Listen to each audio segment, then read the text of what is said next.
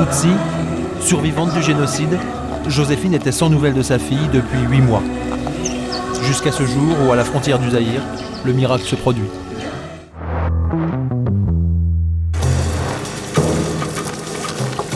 Au Rwanda, les exodes succèdent aux exodes. En avril 1994, les miliciens Hutus, alors maîtres du pays, assassinent plus de 700 000 Tutsis, une ethnie minoritaire qui souhaitait un partage du pouvoir. C'est un véritable génocide. Dans la panique, des dizaines de milliers d'enfants, Hutus et Tutsis, perdent la trace de leurs parents. Au Rwanda, on les appelle des enfants non accompagnés.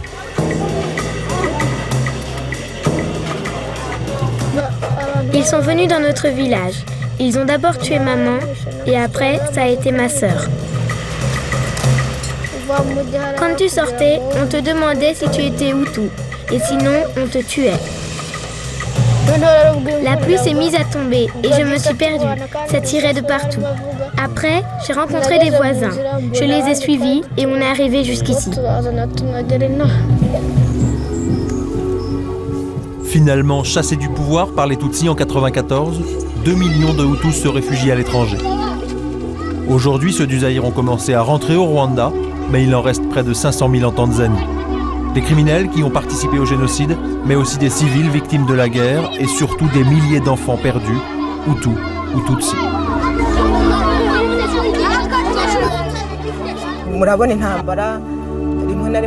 Pendant la guerre, certains enfants ont assisté à la mort de leurs parents. Quand ils y repensent, ils ont tendance à se replier sur eux-mêmes. Nous, on essaye de repérer ceux qui dépriment et de leur parler. On leur dit que peut-être ils retrouveront leurs parents un jour. Et que sinon, il y a des gens qui pourraient les adopter, s'occuper d'eux, pour qu'ils se sentent moins seuls. Des enfants non accompagnés, on en compte 100 000 au Rwanda, 5 fois plus que pendant la guerre du Vietnam. Avec une cinquantaine d'organisations humanitaires, le Comité international de la Croix-Rouge, le CICR, a mis sur pied en 1994 la plus grosse opération de recherche de parents disparus depuis 1945. En Tanzanie, ces photos sont affichées dans les camps de réfugiés avec l'espoir qu'un parent reconnaîtra son enfant. Mais la photo ne suffit pas. À Nairobi, au Kenya, des dizaines d'ordinateurs répertorient un par un les 100 000 enfants non accompagnés. Le travail est difficile car de nombreux enfants ont oublié jusqu'au nom de leurs parents. Quand on voit ce que les enfants ont dû vivre, ont vécu entre avril et juillet 94, ça devait être terrible et on peut comprendre à l'heure actuelle que les enfants soient perturbés et ne soient pas capables de nous dire, de nous donner des informations qui pour nous sont nécessaires. Aujourd'hui, moi je comprends pourquoi il y a des enfants qui nous ont donné des noms de parents qui n'ont rien à voir avec ceux des parents qu'on a trouvés aujourd'hui. Des fois, il se trouvait que l'enfant était avec son petit copain et puis ils sont enregistrés en même temps et puis il a dit « Ah oui, ça c'est aussi mon frère, puis c'est aussi mes parents ». Et puis en fait, on s'aperçoit aujourd'hui qu'ils n'ont aucun lien familial. Malgré ces difficultés, en 2 ans, la banque de données de la Croix-Rouge a permis à 24 000 enfants de retrouver leurs parents. L'une des premières mamans à avoir retrouvé son enfant, c'est elle, Joséphine Mukanka. Sur ces images tournées fin 1994, elle vient d'apprendre que Gisèle, sa fille, a été recueillie au Zaïre et qu'elle est vivante. Tutsi, survivante du génocide, Joséphine était sans nouvelles de sa fille depuis 8 mois. Jusqu'à ce jour où, à la frontière du Zaïre, le miracle se produit.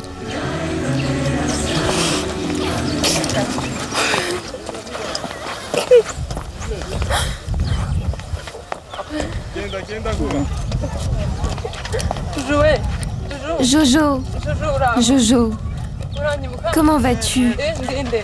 Tu me reconnais? Je suis qui? Je suis qui? Je suis maman, tu sais? Je suis ta maman. Comment tu vas, ma puce? Maman, tu sais l'autre maman, elle m'a dit de te dire de laver mes vêtements. Ils sont là dans le sac. Oui, oui, bien sûr je vais les laver. Ne t'inquiète pas. On va retrouver papa.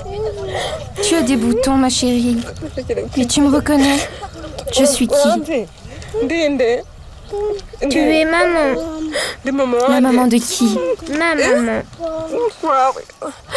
Tu sais, on va rentrer. Retrouver papa à la maison, hein? Et là-bas, c'est la maman qui s'est occupée de toi?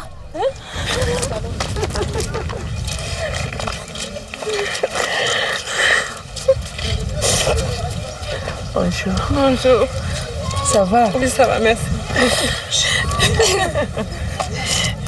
Merci beaucoup de garder ma fille. Tu t'appelles comment? Je m'appelle Jeanne. En tout cas, je vais vous écrire.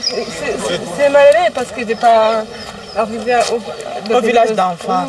Moi, je le souhaitais aussi. Je voulais que tu puisses arriver là comme ça. Son père est mort, mais je ne vais pas la dire. Après, elle aime toujours, elle parle de lui. Même tout de suite, là, elle disait qu'elle va rencontrer Moudisha. C'est qu'elle disait, elle n'est pas au courant. Et comme ça, moi aussi, je regrette parce qu'elle m'aimait beaucoup. Elle m'aimait beaucoup. J'ai dormi avec elle. Maintenant, aujourd'hui, elle part. Mais comme tu es encore en vie, ça va. Ça va, maman. Merci beaucoup. Ça va. Et Jojo, tu te rappelles de papa? On va le retrouver. Tu vas voir, tu vas vite guérir, ma chérie. Depuis qu'elle a retrouvé Gisèle, Joséphine travaille au Rwanda pour aider d'autres parents à retrouver leurs enfants. À Kigali, 2 ans après le génocide, le parti des Tutsis, le FPR, est au pouvoir.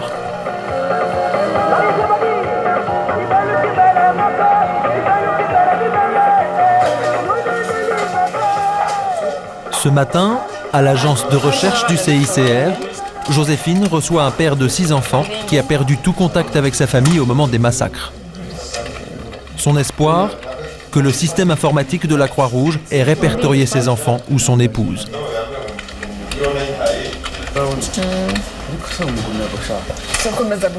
On continue à chercher, mais on ne les a pas encore trouvés. Essaye d'être patient. Quand on les retrouvera, on te le dira. Tu sais, chaque semaine, on enregistre de nouveaux enfants dans la base de données. On réactualise. Gardez espoir. Je garde l'espoir. Peut-être qu'un jour, je vais tomber sur une information utile.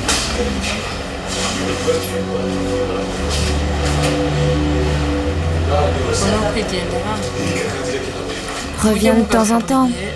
Merci beaucoup. Je reviendrai. Merci beaucoup. Au Rwanda, ils sont plus de 40 000 comme ce papa à avoir déjà rempli une demande de recherche pour leurs enfants. Mais en zone rurale, beaucoup de parents ignorent jusqu'à l'existence même du fichier informatique mis en place par le CICR. Pour les contacter, la Croix-Rouge doit se rendre régulièrement dans les villages les plus reculés du pays. Ancien vétérinaire, André Ndeze fait aujourd'hui partie des 700 Rwandais engagés par le CICR pour travailler à la réunification des familles. J'ai été petit comme ces enfants qu'on cherche et j'ai été éduqué par mes parents. Alors il faut que ces enfants aussi puissent retrouver leur famille pour recevoir l'éducation, pour faire la scolarité et pour travailler pour le Rwanda de demain, parce que c'est notre espoir, ces jeunes, il faut qu'on les retrouve. Je pense que c'est un travail vraiment qui vaut la peine d'être fait. Mission du jour pour André, lire aux habitants d'une petite commune une liste de noms d'enfants originaires de la région, dans l'espoir que quelqu'un les reconnaisse. Mais à chaque fois, les humanitaires se heurtent à la méfiance des villageois. Car au Rwanda, plus personne n'a confiance en personne. Dans ce village, par exemple, la population est majoritairement Hutu et certains habitants sont soupçonnés d'avoir participé au génocide. Leur crainte, c'est que les humanitaires les dénoncent aux autorités Tutsis. Bon, je vous remercie de votre patience. Ce ne sera pas long. Je vais vous lire la liste des enfants.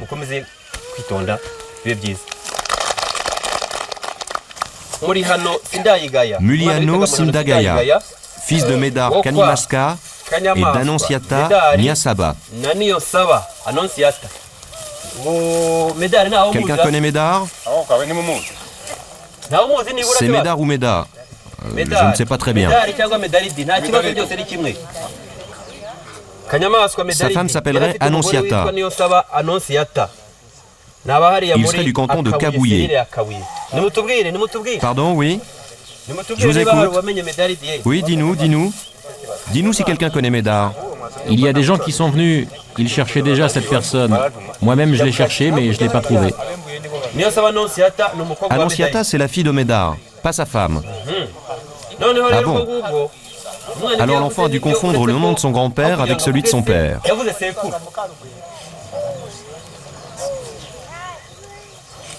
À la fin de la réunion, sur les 40 enfants de la liste, une quinzaine ont été identifiés par les habitants du village qui décident de leur envoyer des messages. Mis en confiance, un grand-père va faire une demande de recherche pour sa fille disparue depuis le génocide. Ok, depuis quand tu n'as plus de nouvelles de tes filles? Des nouvelles de mes filles? Depuis la guerre. Elles ont disparu juste avant les massacres. Elles sont parties le mardi et juste après, la tuerie a commencé. Elles ont été vers le Zaïre? Oui.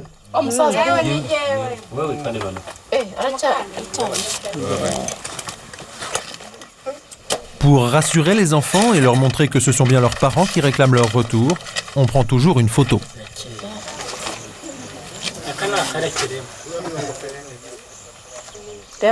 Regarde-moi.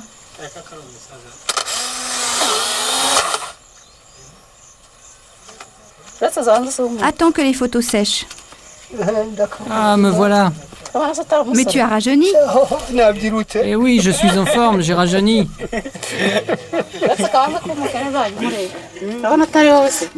Une fois les parents retrouvés, reste à convaincre les enfants, souvent réfugiés dans des camps à l'étranger, de rentrer au Rwanda.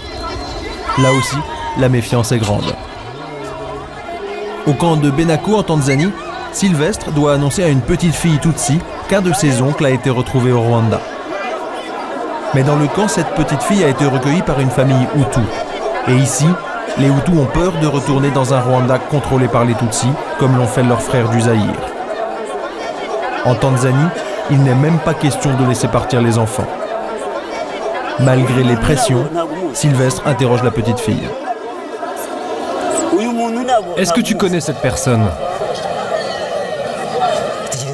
Regarde bien. Ah oui, c'est mon oncle.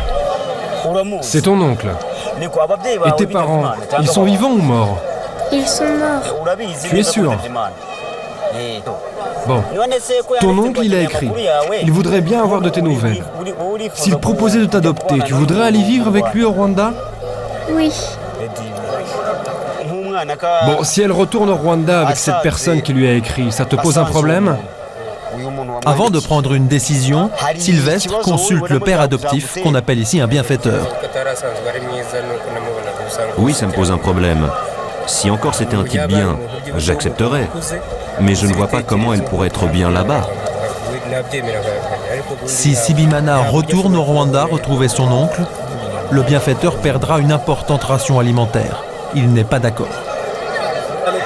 Un peu à part, Justin, le délégué de la Croix-Rouge, interroge Sibimana pour savoir quels sont ses rapports avec son bienfaiteur. Comment ça se passe après l'école? Tu rentres chez ton bienfaiteur le soir?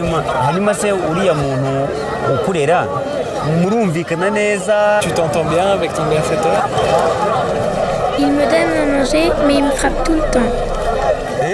Comment? Allez, parle plus fort. Il arrête pas de me battre. Elle a du courage, Sibimana. Elle prend le risque d'être encore plus maltraitée par sa famille d'accueil. Sylvestre et Justin décident de la faire suivre par une assistante sociale pour décider s'il faut la retirer à sa famille d'accueil en attendant qu'elle retrouve son oncle. À l'autre bout du camp, Frédéric a retrouvé l'espoir. Pendant le génocide, il avait perdu sa mère, Tutsi. Mais récemment, il a appris que son père, un Hutu, était vivant. Son père se serait même remarié dans une autre région du Rwanda. Mais pour pouvoir ramener Frédéric dans son pays, le CICR doit d'abord s'assurer que son père accepte de le recevoir, qu'il en a les moyens et que sa nouvelle épouse est d'accord. C'est la mission de John et Thierry, employés de la délégation de Kibungo. Célestin, le père, habite à une bonne heure de piste de la délégation. Bonjour, Comment allez-vous? J'ai un renseignement à vous demander. Est-ce que vous connaissez la maison de Célestin? C'est par là. Dans les zones rurales, pas d'adresse précise. Pour trouver, on dépend des voisins.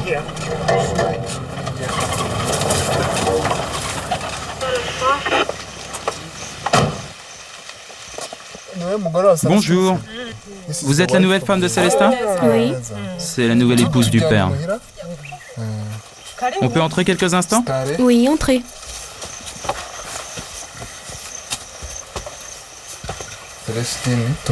On vient voir Célestin, lui donner des nouvelles de son enfant.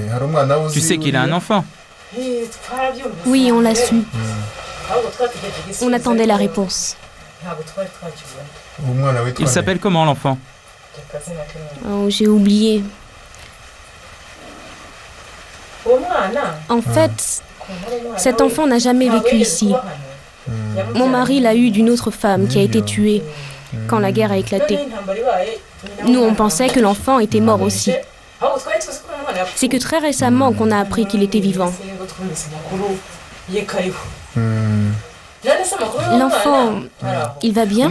Oui, il va bien, il n'y a aucun problème. Bon, on va essayer de trouver le père sur le lieu de travail. Bien, ben merci, on va aller voir Célestin.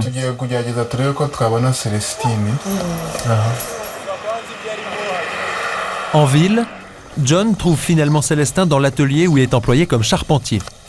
Là encore, la méfiance l'emporte sur la joie des retrouvailles. Bonjour. Mon nom est John. Je travaille pour la Croix-Rouge.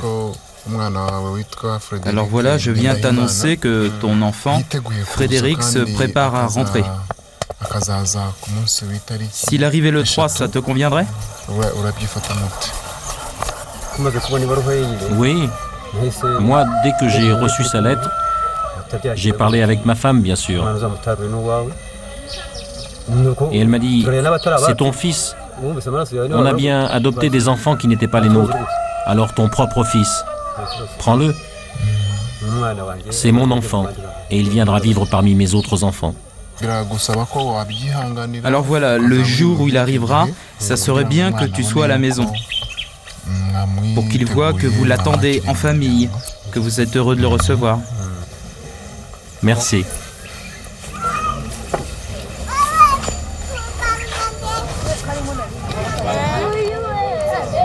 Au camp de Benako, en Tanzanie, Frédéric a appris que son père acceptait son retour.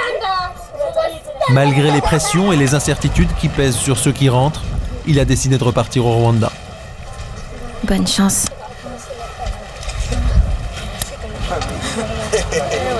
Oh mon Dieu.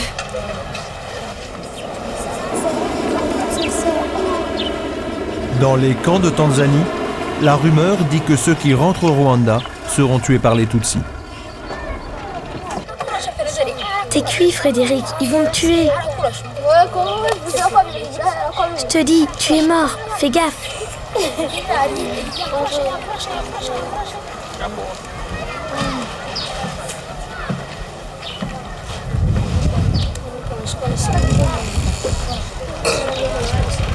Bonjour Frédéric.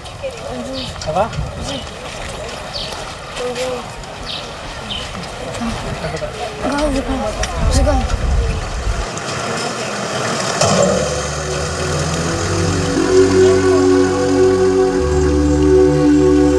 À cause de ces rumeurs, seuls 10% des enfants non accompagnés de Benako osent remonter le cours de leur histoire et repartir vers ce Rwanda, synonyme de tant de souffrance.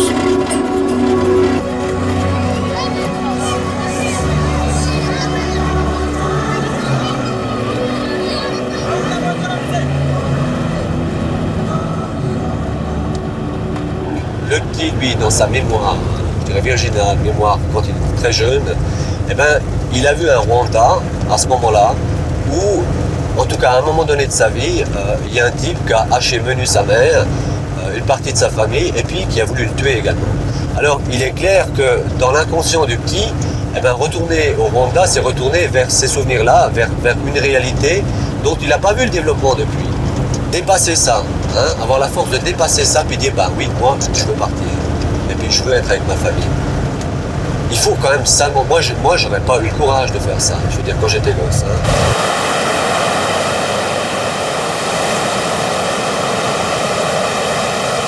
À la frontière entre la Tanzanie et le Rwanda, marquée par ce fleuve, il faut changer de véhicule et d'équipe.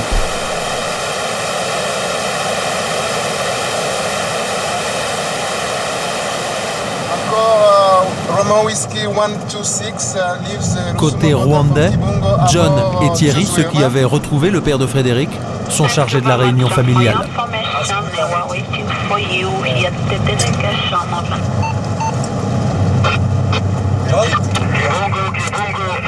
Alors Frédéric, tu reconnais un peu la région là? Oui.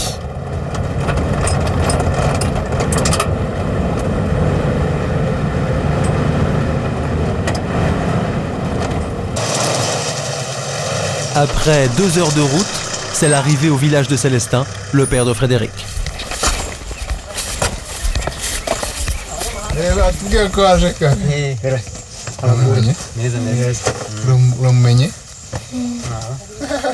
Ça va? Tu vas bien, mon fils? Bonjour, père. Bonjour. Bonjour. Oui, je vais Frédéric.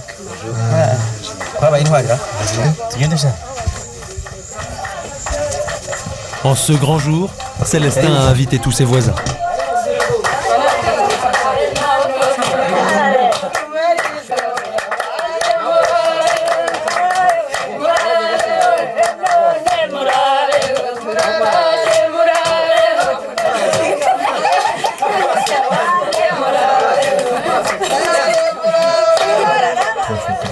Si tu es d'accord, après on fera des photos de toi et de ton fils pour confirmer qu'il est bien arrivé à la maison. Parce que tu sais, dans les camps, ils disent qu'on tue les enfants.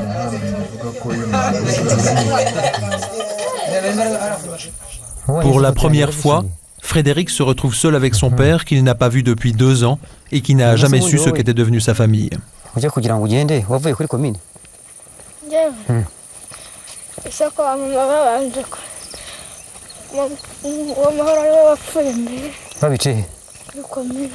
Mama?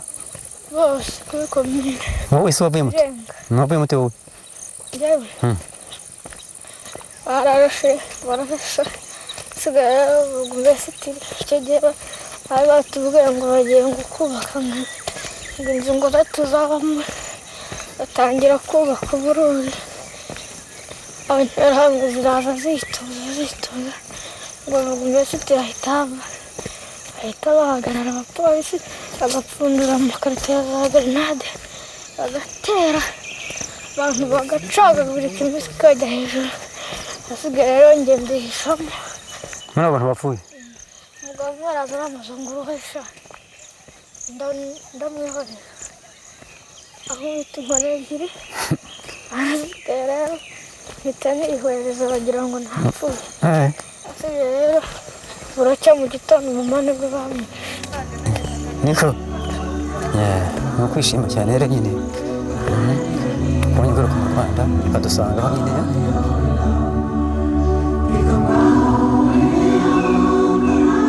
Ce Rwanda qu'a retrouvé Frédéric a accueilli ces derniers mois plus de 400 000 réfugiés de retour du Zaïre.